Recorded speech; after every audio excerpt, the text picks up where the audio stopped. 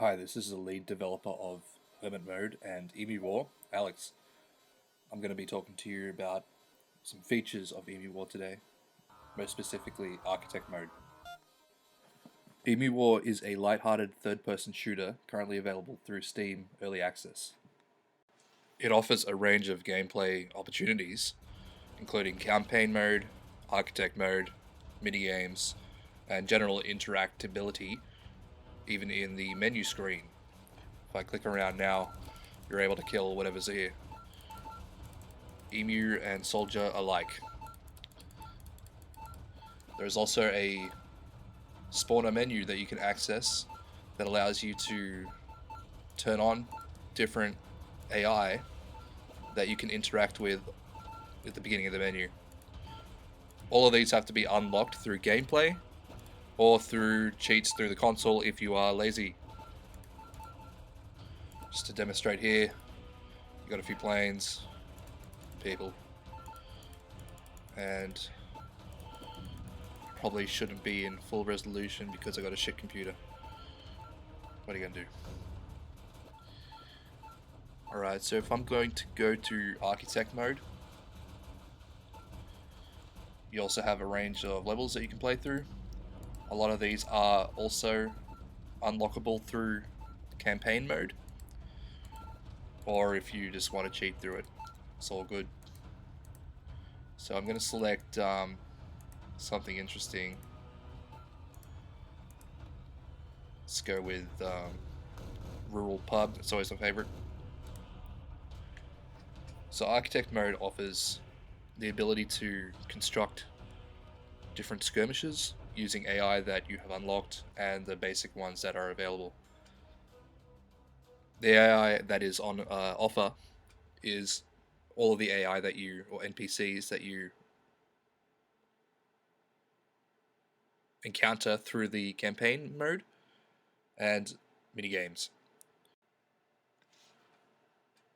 So when you first open into architect mode, you're presented with the menu that allows you to play architect mode, go back to the main menu, or quit the game entirely. There's also an invert mouse Y accessibility. So if you want to have your inverted mouse situation, just click on that checklet.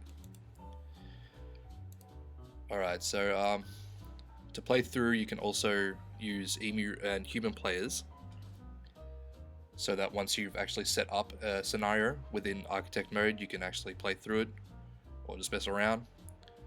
I'm going to be selecting architect player. Here it has a general, I don't know, just explanation of the control scheme, but I'll be going further into that now. So as you can see, there's these little pop-ups that basically allow you to move where spawners happen.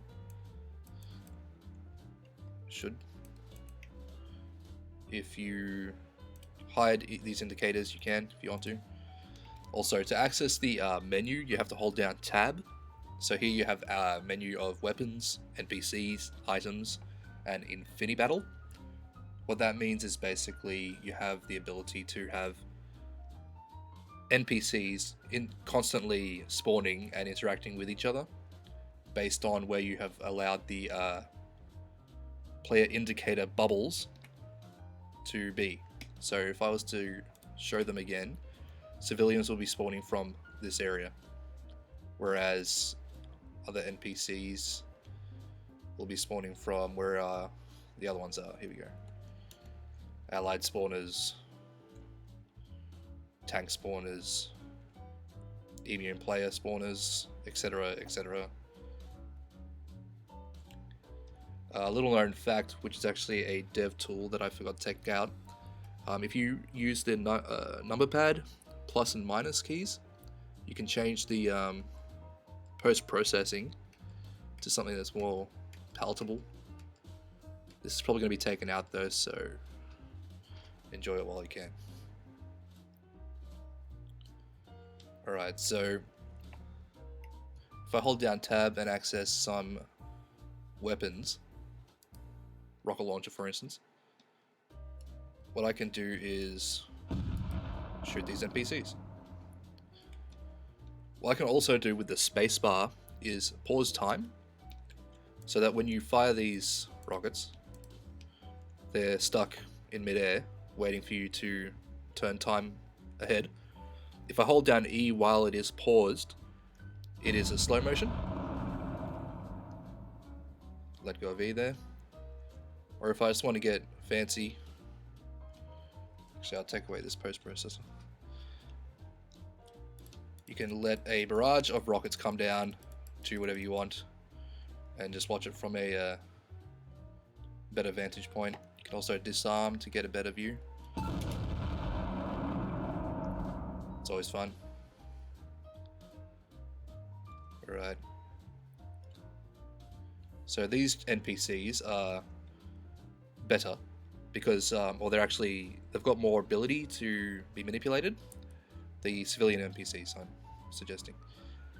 If you hold down Q, you'll get an X on your screen, which acts as basically a crosshair. And at that point, you can grab and hold the NPCs while also holding down Q. Well, actually, you can let go of Q now. But so long as you hold onto this with the left mouse button, you are able to hold on to this guy. And if I was to drop him from a distance, he will not survive that, as you would expect. So what I can also do is if I'm holding down control and then I click onto an NPC, it's now following that NPC, and that opens up the NPC menu, which allows you to give it a destination to move to, a target to attack if it is a hostile NPC, which this is not. You can delete it or you can unselect it. So if I wanted to get this guy to move over to, say, this area for some reason, he'll now come over.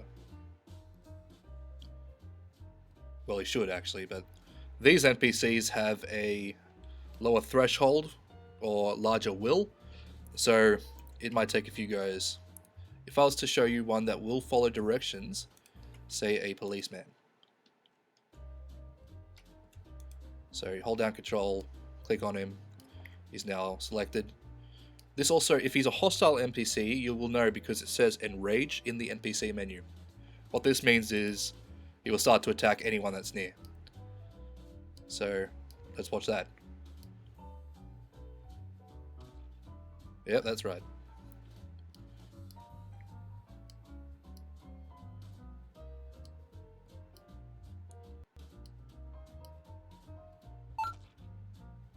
Probably didn't like his cooking. Alright, so if I give this guy a destination, he's gonna actually go there. Actually, he might still be enraged. Oh yeah, people apparently don't like violence against women. Okay. So I'll have to select this guy again, pacify him, as you do, and then give him... Actually, this is to give him a target, is to specifically make him attack one person. So if I was to then select... No, that's something I need to fix, actually. Bastard. Alright.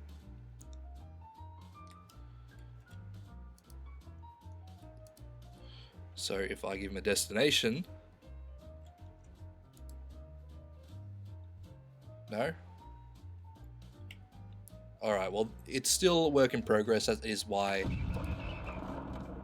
it's early access and not released 100% yet. So these little bugs will work out. It's just a lot of different systems that are intertwined and makes it like a little hard for a sole programmer to fix it up, but I am not using that as an excuse, am I? Alright, well, here's a judge. Everyone loves judges. Now let's look at the items menu. Here you have an emu head enclosure. What does that mean? Well, it's an enclosure of emu heads. So, I don't know if I can pick this guy up actually. That's only for NPCs. Or the on-hostiles. Should be. Apparently not the chef. Or anything else. Alright. So it's very easy to break apparently. What I'll have to do here. My god. Just gonna have to do a reset, it looks like. My apologies, people.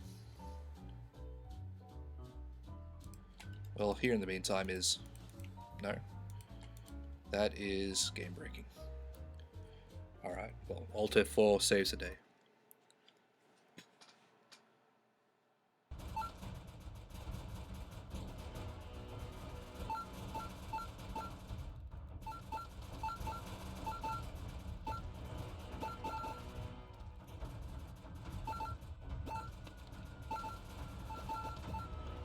Okay, so here we have Dust Storm, which is an Architect exclusive map.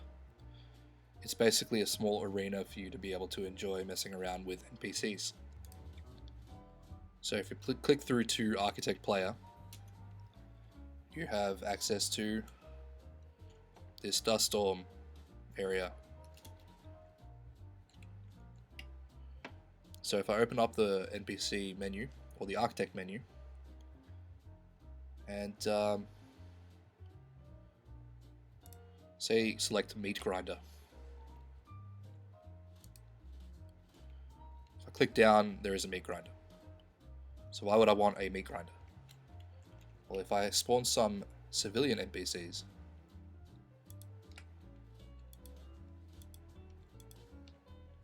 and hold down Q, select one, grab him, and then throw him into said Meat Grinder, what you see is a cathartic exercise of NPC destruction. Now, if this is too much for you, my apologies. You also have a Meat Crusher, which is much more visceral in this application. So once again, grabbing NPC, pushing him in. Good family fun. Now what's always fun about this is you can spawn civilians directly into this. Hard day at work, come home and screw some NPCs. Now if you wanted to actually clear all items, you can do that, and it gives you a nice little cube of gibs and blood there. And there's your obligatory, I don't know, what are they called? Death symbolic things? To do with the cemetery usually, I don't know what they are. Tombs, not tombs, fuck. Yeah, I don't know, whatever. Fuck you. Alright. So to have fun here,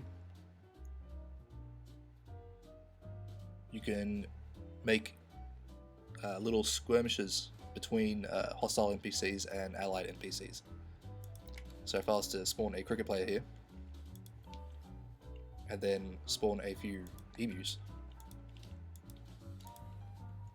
naturally they attack each other.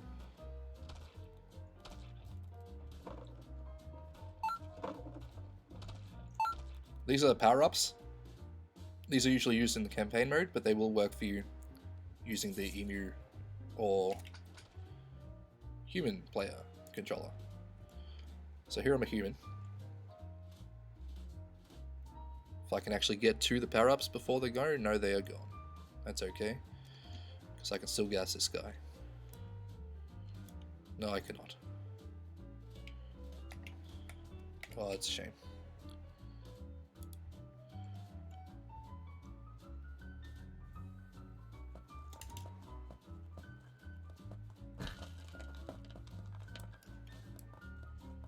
There you go. Now I'm a fat emu.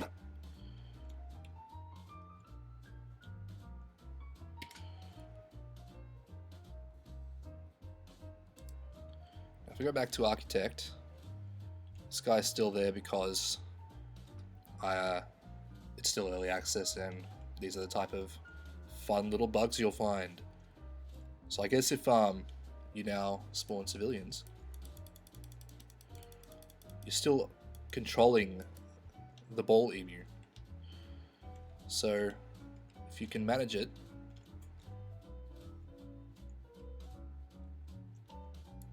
oh baby.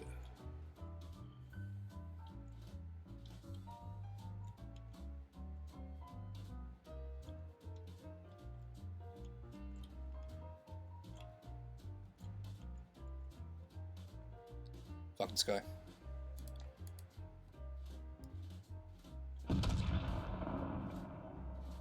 Okay, so what's the point of all this?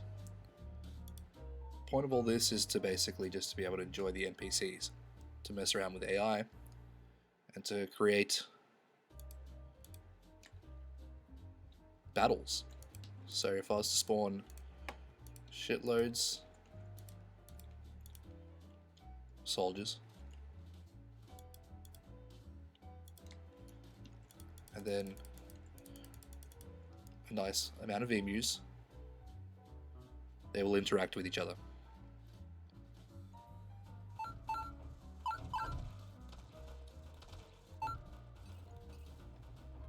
This also works if you wanted to actually challenge yourself.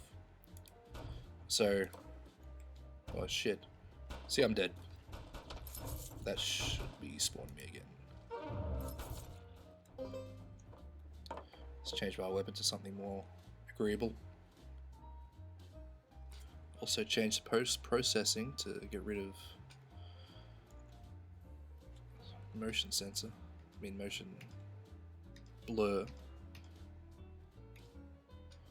It's a little bit more visible. And everything's dead now. So in this situation, Infinity Battle is good. So if I go back to Architect Player, start on spawning consistently, let's say 9 emus or 10 emus.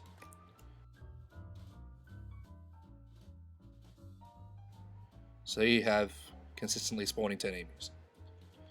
Now they're not moving because there is no other targets for them to kill. Faster than make 3 soldiers, they're going to run at them. Now if I hold down control, selected, you can just watch them in action. Also hide the player indicators. Could also play against them. But here will be an infinite battle if this guy can figure out some pathfinding.